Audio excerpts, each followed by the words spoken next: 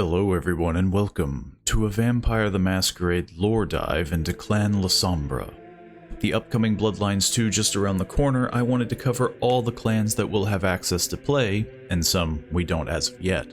I'd love to hear everyone's thoughts and opinions, and of course, if I miss anything, feel free to comment down below. Lasombra, interesting. Time was the court would have ripped apart one of your blood. But times change. Tempers fade. And deals get struck. I suppose you won't have heard, child of Lasombra, that your clan is welcome in the Camarilla. Surprise. I really want to know about our newest recruit, Onda. She cut a deal to be let in. I want the skinny on it. We're the same clan, and you're my elder. The fuck am I gonna teach you? How to use a DVR? Before I slept, most of our number were firmly Sabbat. Upset you missed a chance to have a hand in it? You snooze, you lose. I earned something of a reputation in the underbelly of Constantinople. I was feared, and ultimately obeyed. Run, now! Keep that in mind for the next time we speak. I like my problems to stay where I can see them, rather than hiding in the shadows. You just stroll into town, my town, a town I had to work to be a part of, with your big bad elder reputation and your stupid fucking name, and you're just gifted a place in the Camarilla? Oh, but you don't know how you got here, and for some mysterious reason no one understands, you can't even fuck off somewhere else. Your story don't quite add up. Something's off about you. Fire. Thanks, preacher.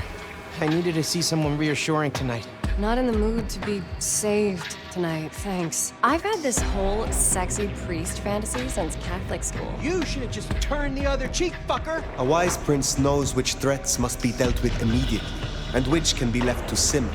This is your tinfoil Sabbat thing again, right? You needn't look very far. After all, who were the first Sabbat, if not animals?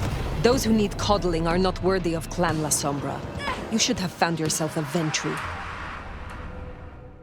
The Night Clan, the Keepers Clan Lasombra, are predators that lie in the shadows and ruthlessly climb the social ladder, and are known as Abyss Mystics for their unnatural manipulation of darkness.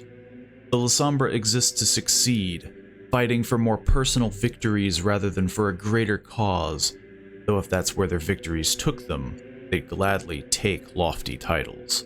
Believing that might makes right, they are willing to sacrifice anything to reach their goals, using spirituality as a tool and even a weapon, rather than using it for good and enlightenment. Lasombra are fiercely predatory, and their mindset is defined by an embrace of darkness itself, believing firmly that power is best held by the most worthy, and that the primary test of worthiness is to acquire power.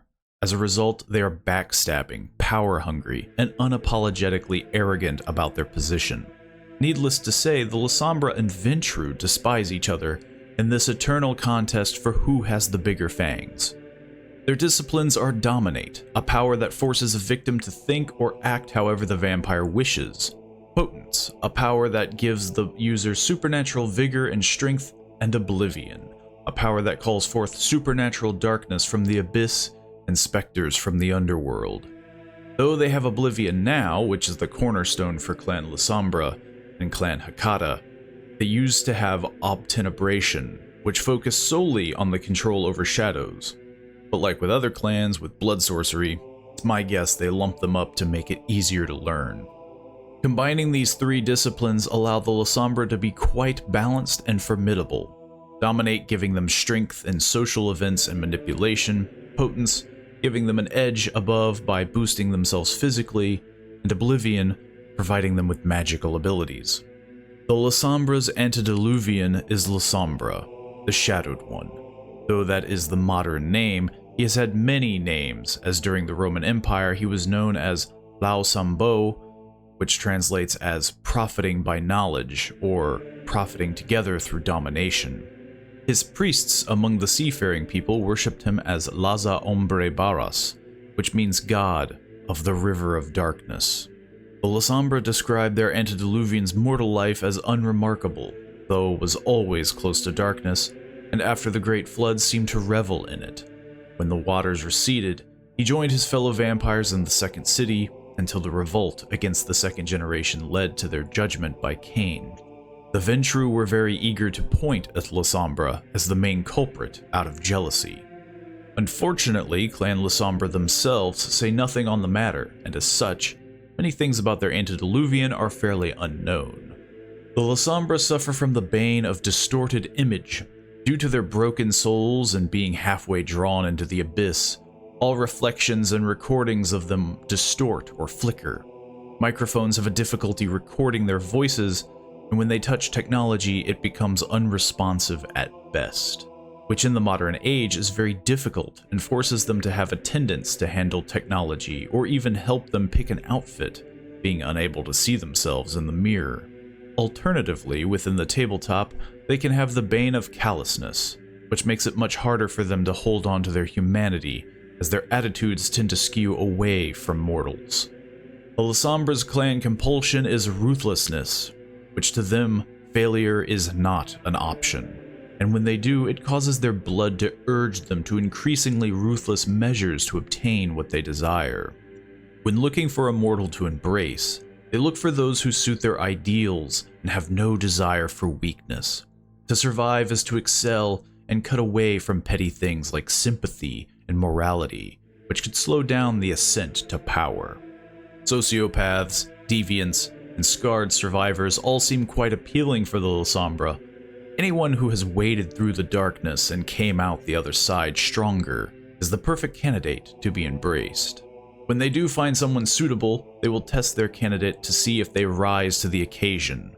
They will make the candidate's world crumble around them, making them lose their job, causing them to be hated by friends and family, or even put them through physical pain. If the candidate can rise above this, then the Lasombra sire will reveal themselves, seeing them as someone who can overcome. Several thousand years ago, a tribe of proto-Masai people were ordered by a pale spirit, that being Lasombra himself, to produce a child for him. This child was trained to lead by having everyone in the tribe obey, and was trained to remain loyal by gifts and rewards from Lasombra. This experiment eventually failed, and so he punished them by wiping out half the tribe. Before attempting it again though, a playmate of the child, Onte, offered his life to Lasombra, and to test this child's resolve, demanded he slaughter his tribe. The boy obeyed, and a shaken Lasombra embraced Onte, renaming him Montano, and brought him to the Mediterranean. In the 2nd millennium BC, the Sea Peoples settled around the Mediterranean. The Sea Peoples dominated all commerce in the Mediterranean, and nobody sailed without paying tribute to them for fear of destruction. From the start, the Lasombra have been tied to the sea. Sicily, where Lasombra the Shadowed One had his lair, from which the clan inserted themselves into various seafaring cultures that arose. Clan Lasombra was allowed to travel freely around the world and thus reveled in piracy and the freedom of the sea. Most Lasombra fought against both Greeks and Romans, where others traveled around the Iberian Peninsula and the lands of the Roman Republic. Some went as far as China, where some still survive, secluded and hidden away. Together with the Ventrue and Malkavians, the Lasombra ruled over the Roman Empire until it dissolved. While the Ventrue left for the north and the Malkavians are now shrouded in suspicion and fear, the Lasombra remained. As such, in the medieval era, the Lasombra built up the Mediterranean as their Sea of Shadows, and were headed by their antediluvian himself. During this time, the Lasombra became heavily involved with the religious institutions, particularly the Roman Catholic Church. Most Lasombra gaining strong ties to the clergy and nobility were able to utilize these for their own gain. During the early Renaissance, the Lasombra became leaders of the Sabbat and started the Anarch Revolt, as according to clan legend, the Shadowed One's last childer, Gratiano de Varennes, diablerized Lasombra himself, and many rallied behind him and refused the Convention of Thorns, which built the Camarilla, wishing to overthrow their own sires and gain their power. seeing it as submission without even a proper negotiation, along with despising the Ventrue. Their political and commercial power had weakened within the Sabbat, but they returned to what they knew to harm the Camarilla: piracy. Within the Victorian Age, the influence of the church had steadily declined in people's lives. As such, the Lasombra influence had to shift, focusing more on finances. This didn't cause them to leave the churches entirely. The Lasombra are still infamous, even to the modern knights, on their tight grasp within religious circles. Focusing back on the Victorian Age, however, this is also when the Lasombra formed their own specific traditions into a proper path of enlightenment to create substitutes to humanity within their black monastery. Now, even during the modern Knights, some Lasombra have begun to join the Camarilla. Many are still a part of the Sabbat, causing those loyal to the Sabbat to hunt their traitorous members, and vice versa. After the rise of the Second Inquisition, many arranged diplomatic meetings, and at first, each one seeking fealty to the Camarilla had to make their own solitary offering. But soon, some began to petition the entire clan, seeking to hold on to their position of power when they were still in the Sabbat. When joining the Camarilla, some would bring other Lasombra of the Sabbat as payment, allowing the prince to rid a Sabbat member. Of course, many princes enforce the joining of a Lasombra individually and case by case. But as the nights go on, many of the higher-ranking Lasombra believe the Camarilla will grow tired of spilling Lasombra blood, when they can instead keep them alive and use their connections for the coming nights.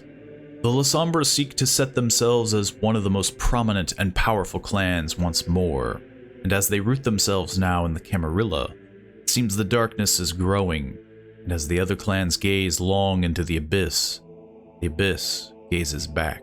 I'd be curious to hear what interests you in the Lasombra, either for Bloodlines 2 or any other game or tabletop. Is it their prowess over the shadows, or their ideals to overcome and climb the social ladder? Let me know down in the comments. Personally, I enjoy the Lasombra mostly for their control over darkness, as it's a bit stranger than your usual blood magic that you'd assume a vampire would do, and just the weird added touch of their seafaring background and how they eventually became prominent in religious institutions. That is all I have for now, but in the meantime, let me know your thoughts and theories, as I'd love to hear them. Let me know if I missed any details, and don't forget to like the video if you enjoyed, and subscribe to stay up to date on future videos, some being Let's Plays, some being these lore, theory, and discussion videos that will be posted at least once a week. Don't be afraid to let me know some of the other subjects you'd be interested in, and hopefully, I see you all in the next video. See you then.